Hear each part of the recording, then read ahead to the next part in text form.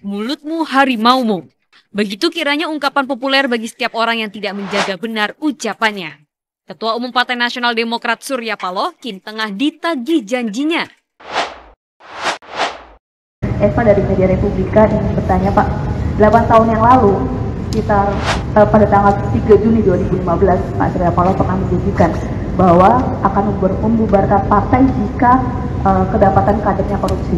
Sejak tahun itu ada banyak kejadian korupsi dari kader Nasdem, baik kepala daerah dan sekarang menteri setelah Pak Plate, kemudian Pak SL. Bagaimana Pak terkait dengan itu? Bagus ini pertanyaan untuk klarifikasi. Ada rekam jejaknya ucapan itu? Coba bacakan supaya teman-teman tahu. Sekali lagi saya harus ingatkan, ingat pesan saya. Kalau ada kader partai yang korupsi, partai dibubarkan. Jadi menurut saya ini harus dipertanggungjawabkan oleh Pak Paloh.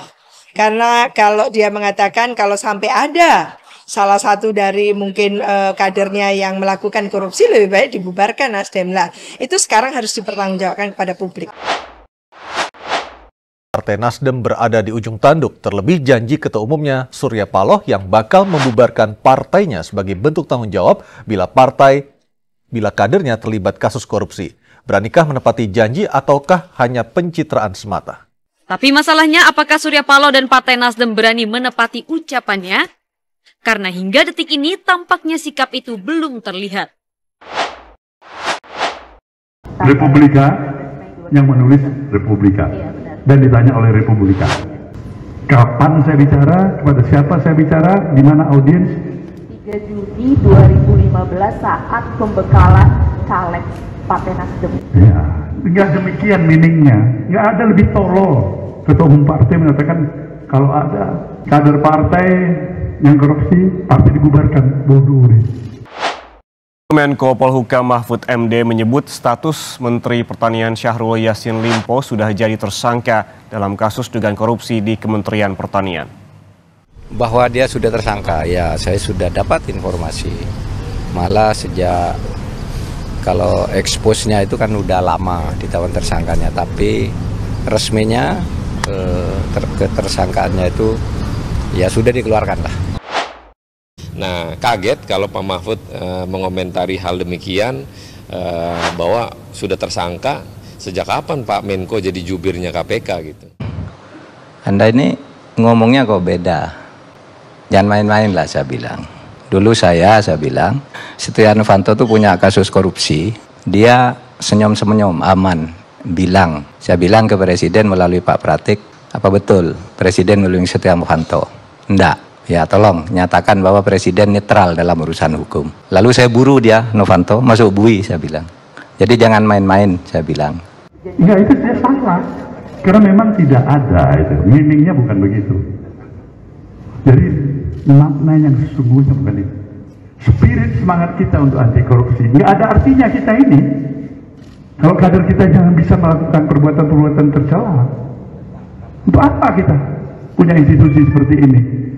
Nah, spirit adalah seperti itu. Jadi bukan letterlet. Ada kader partai. Siapa menjamin kader partai itu penyusup bisa masuk jadi kader partai kita hari ini?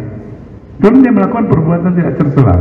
Kemudian pada anak-anak negeri ini yang datang dengan penuh cita-cita, idealisme, pengabdian, berjuang bersama di dalam satu partai, harus menjadi korban karena 1, 2, 3 orang yang tidak tepat. Nah, itu tidak benar. Jadi saya intinya mengkoreksi, bukan itu. Sesungguhnya. Ketua Umum Partai Nasdem Surya Paloh tampak kesal ketika ditanya mengenai janjinya pada 8 tahun silam yang bakal membubarkan partai jika kadernya melakukan korupsi. Dia berkilah, maksud pernyataan saat itu adalah berupa makna tersirat. Dia tidak benar-benar ingin membubarkan partai, tapi itu hanya bentuk wanti-wanti kepada kader-kadernya. Nggak demikian meaningnya. Nggak ada lebih tolol. Ketua Umum Partai mengatakan kalau ada kader partai yang korupsi, partai dibubarkan. Bodoh, kata Surya dalam konferensi pers kasus dugaan korupsi yang menjerat kadernya. Menteri Pertanian Syahrul Yassin Limpo di Gedung Nasdem Tower pada Kamis 5 Oktober 2023. Surya Paloh pernah membuat janji saat pembekalan caleg parpolnya pada 3 Juni 2015 silam. Ia bertekad membubarkan Nasdem bila ada kader yang korupsi. Sejak janji Paloh diucapkan, berulang kali kader Nasdem terlibat korupsi. Pada November 2015, Ketua DPD Nasdem Kabupaten Garut Komar Mariuna dan rekannya di DPRD Garut Budi Setiawan terjerat kasus korupsi pengadaan buku senilai 7,7 miliar rupiah. Di Lampung, sebagian kepala daerah yang ditangkap akibat korupsi, Bupati Mesuji Kamami, Ketua Dewan Pembina Nasdem Mesuji, dan Bupati Lampung Tengah Mustafa, Ketua DPW Nasdem Lampung. Daftar itu bertambah setelah mantan Bupati Tanggamus Bambang Kurniawan yang dipenjara karena kasus korupsi pada 2016 juga bergabung ke Nasdem tahun lalu. Kemudian mantan Menkominfo Johnny G. Plate dijadikan tersangka oleh Kejaksaan Agung karena korupsi proyek bakti Kemenkominfo. Plate yang saat itu menjabat sebagai Sekjen Partai Nasdem disebut mendalangi korupsi yang merugikan negara senilai 8,3 triliun rupiah. Plate mengikuti jejak Sekjen Nasdem terdahulu, Patris Rio Capella, yang terjerat korupsi pada 2014. Ia disuap agar kasus yang menjerat Gubernur Sumatera Utara kala itu tak diproses Kejaksaan Agung. 2 bulan sebelum Joni, anggota fraksi Nasdem di DPR Ari Egani juga ditangkap oleh KPK. Dia ditangkap bersama suaminya, Bupati Kapuas Ben Ibrahim S. Bahat. Ari Egani dan Ben Ibrahim disangkakan atas kasus dugaan pemerasan terhadap sejumlah pegawai aparatur sipil negara atau ASN. Hingga kasus Johnny G. Plate, Surya Paloh belum juga membubarkan partainya. Surya menegaskan, makna dari penyampaiannya tidaklah dimaknai secara denotatif. Sebaliknya, makna yang dimaksudkan bersifat konotatif, alias bukan makna sebenarnya. Jadi, maknanya bukan begitu. Spirit, semangat kita untuk anti korupsi. Gak ada artinya kita ini kalau kader kita bisa melakukan perbuatan-perbuatan tercela. Untuk apa kita punya institusi seperti ini? Nah, spiritnya seperti itu, ujar dia. Lebih lanjut, dia pun menyebutkan bahwa bisa saja kader-kader partai merupakan oknum-oknum tertentu yang mau mencoreng nama baik partai. Pihak-pihak ini dinilai merugikan kader-kader yang sebenarnya baik. Ada kader partai, siapa menjamin kader partai itu penyusup? Bisa masuk jadi kader partai kita hari ini pun melakukan tindakan tercela. Anak-anak negeri ini datang dengan penuh cita-cita, idealisme, pengabdian. Berjuang bersama di dalam satu partai harus menjadi korban. Karena 1, 2, 3 orang ini tidak tepat. Jadi, saya intinya mengoreksi. Bukan itu makna sesungguhnya, kata Surya menyimpulkan.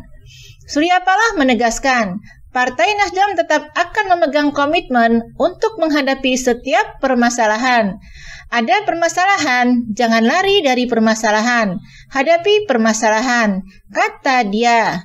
Ia mengaku ingin bisa memberikan semangat dan nilai kepeloporan, selalu terdepan dalam upaya-upaya pemberantasan korupsi, sehingga Indonesia menjadi lebih baik dan semua cita-cita bersama bisa lebih terwujud.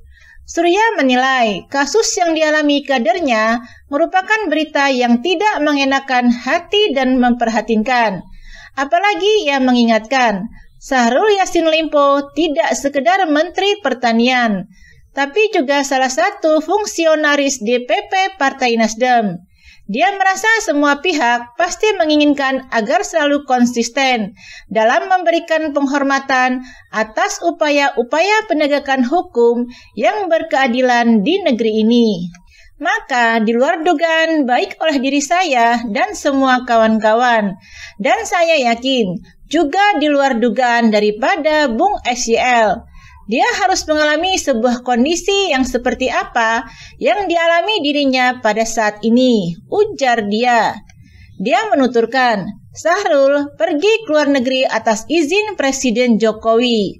Di sana, SYL menerima penghormatan dan penghargaan dari lembaga di bawah naungan PBB atas keberhasilan yang telah diraih Kementan Indonesia. Bagi Paloh, kondisi itu yang mengusik hati.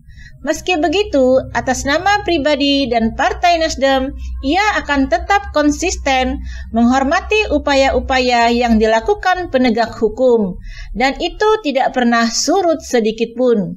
Itu perlu saya tegaskan, baik atas nama pribadi maupun atas nama seluruh keluarga besar Partai Nasdem, kata Paloh.